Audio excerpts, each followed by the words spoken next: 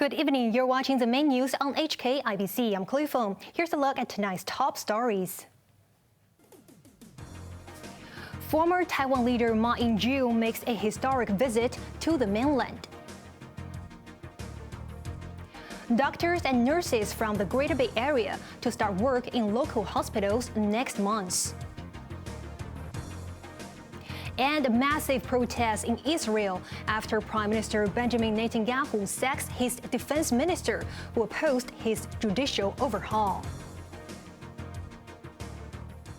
Former Taiwan leader Ma Ying-jeou has kicked off a 12-day visit to China. Ma hopes his trip could bring about peace and improve relations through the interactions of young people. This is the first cross-strait visit by a current or former leader of the island in more than 70 years. Ma Ying-jeou was welcomed by Chloe Feng, Deputy Director of the Taiwan Work Office, as well as Zhong Xiaomin, Director of the Taiwan Affairs Office of the Shanghai Municipal People's Government, and other officials as he arrived in Shanghai. Ma is visiting in a private capacity with a delegation of academics and college students. Earlier, before he departed, Ma said he hoped his trip could forge closer ties and promote youth exchanges.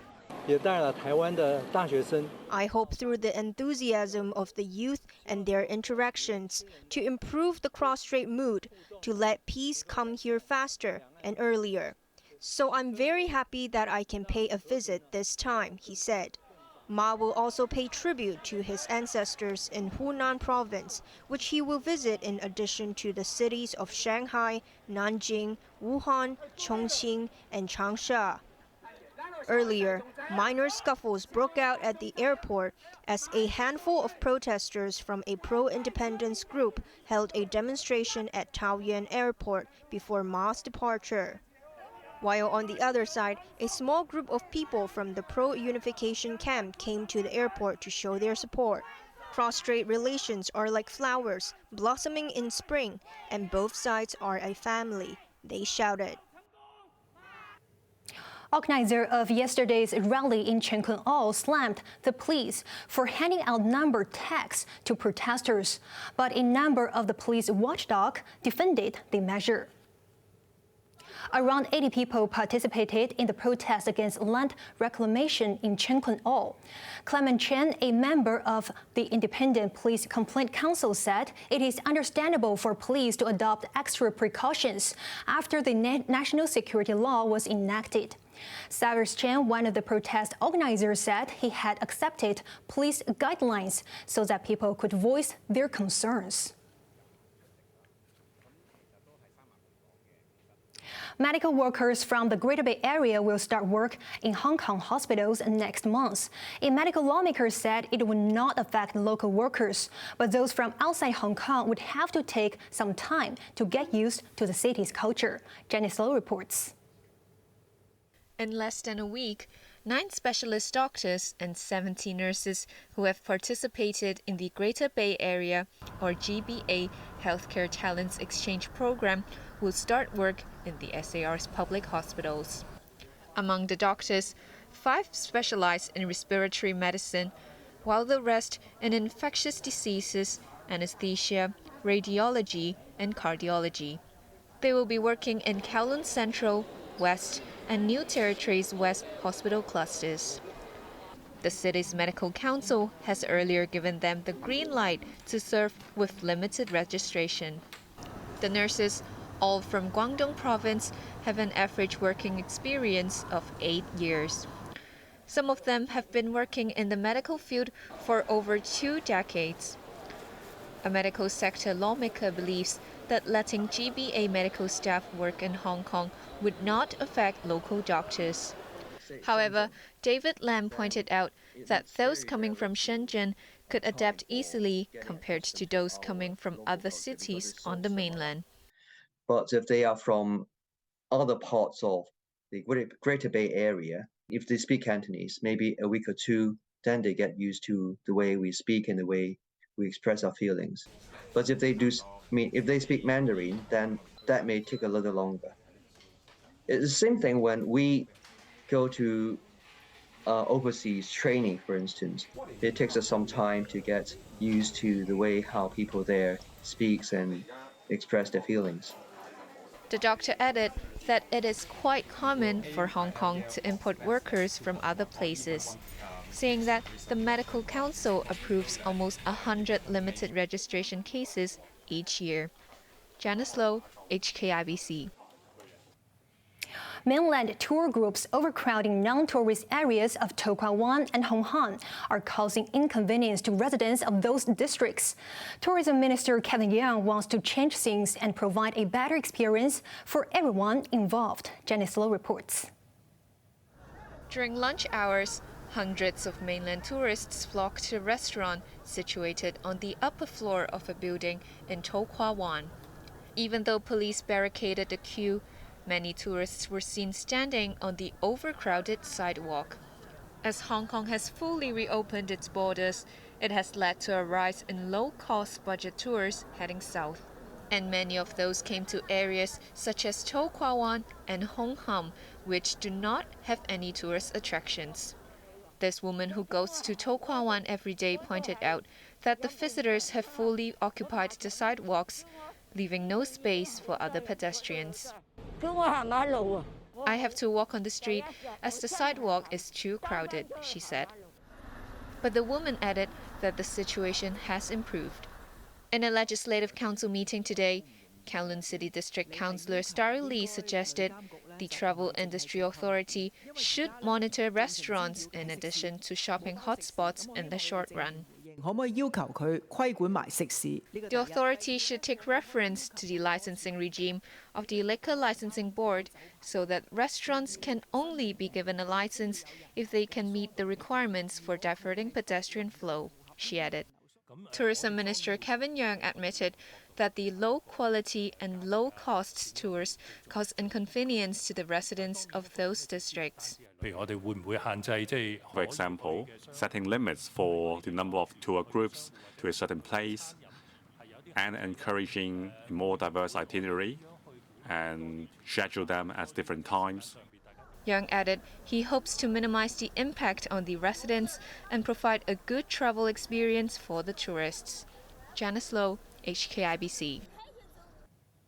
Convener of the Executive Council, Regina Ie, is doubtful if the government can fund two multi-billion-dollar development projects at the same time. She voiced concerns in an interview with the Minpao Daily over the construction of artificial islands near Lantau, which is likely to cost more than $580 billion. The preliminary estimate, Ie said, does not factor any additional costs or emergency expenses.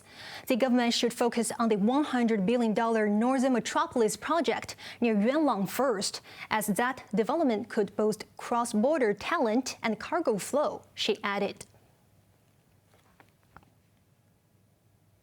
Tens of thousands of people have taken to the streets across Israel after Prime Minister Benjamin Netanyahu fired his defense minister.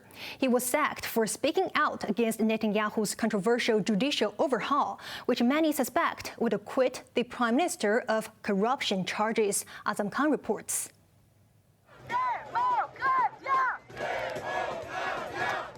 Defense Minister Yoav Gallant, who spoke out against controversial plans to overhaul the justice system, was fired. Gallant is a former soldier who for weeks has heard from reservists who are unhappy with the proposed law change. After the sacking of the minister, tens of thousands of people poured out into the streets across the country, blocked highways, clashed with police, and lit large bonfires. The fury against Prime Minister Benjamin Netanyahu and his ultra-right-wing government continues to compound across society as police and soldiers used water cannon against demonstrators near Netanyahu's residence in Jerusalem. After protesting outside Netanyahu's home, the demonstrators evaded police forces to arrive at Israel's parliament, the Knesset. Earlier today, Israel's president, Isaac Herzog, joined the chorus and called on the government to halt the controversial judicial reforms. The overhaul would give the government decisive control over the committee which appoints judges. It would also make it harder for the courts to remove a leader deemed unfit for office. This could help Netanyahu, who is facing corruption charges. Many consider his reforms as an attack on democratic foundations. The turmoil comes during a time when the United States and the Gulf countries have condemned Netanyahu for pushing through settlement policies that would pave the way for restoring illegal settlements in occupied West Bank. Azam Khan, HKIBC.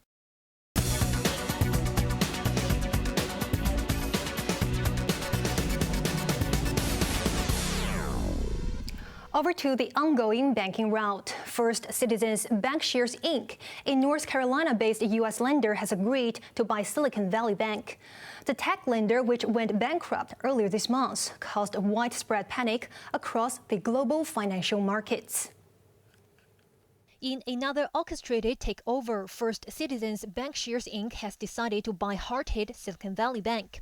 The deal includes the purchase of about $76 billion in SVB's assets at a discount of $16.5 billion. Brokered by Federal Deposit Insurance Corporation, or FDIC, about $90 billion of SVB's securities and other assets will remain in the receivership for disposition by the FDIC. The banking agency said that 17 former branches of SVB will open as First Citizens starting this week, and SVB depositors will automatically become depositors of First Citizens. A key lender to tech startups, Silicon Valley Bank went bankrupt 2 weeks ago, following a massive outflow of deposits, prompting authorities to intervene. In another development in Europe, Swiss regulators could launch disciplinary action against Credit Suisse after the 167-year-old lender had to be rescued by rival UBS. The chairman of Saudi National Bank, which is the largest shareholder of Credit Suisse, resigned. The Saudi lender has seen its investment in Credit Suisse plummet by as much as 80%, taking a $1 billion hit.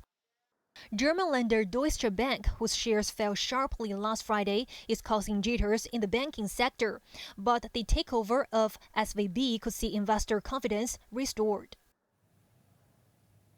Hong Kong stocks continue their downward trend as China's industrial profits slumped and geopolitical tensions dented sentiment. The Hang Seng Index closed 1.7% lower as uncertainty over the banking turmoil gripped the market. Standard Chartered lost 5.7% after the English bank decided to sell its business in Jordan to redirect resources. A bear trade of 300,000 Meituan shares saw its stock tumble 6.2%. Jack Ma's return to China had Alibaba on a roll for a while, but the excitement died down and the stock finished the day 0.05% lower. And now let's take a look at the markets. The Hang Seng Index closed down 347 points. Top 10 active stocks: Meituan down $8.80, Alibaba down 5 cents, and Tracker Found down 33 cents. Baidu down $4.90, AIA down $1, and JD.com down $5.60. Forex trading against Hong Kong dollar, the euro is at 8.45, British pound at 9.63, and Australian dollar at 5.21. Moving on to the UK market, the London FTSE is currently up 68 points. Hong Kong's exports plunged by 25.4% year-on-year in the first 2 months of 2023. The value of goods imported also decreased by 18.9%. In a statement, the Census and Statistics Department said a visible trade deficit of $71 billion was recorded in the first 2 months of the year. A government spokesman noted amid a weak external environment, exports to all major markets fell by varying degrees. On to the weather now. Remember to bring along your umbrella as it will be cloudy with a few rain patches tomorrow. Temperatures will range between 17 and 20 degrees. The weather will remain gloomy for the next couple of days. Now let's take a look at the weather around the world.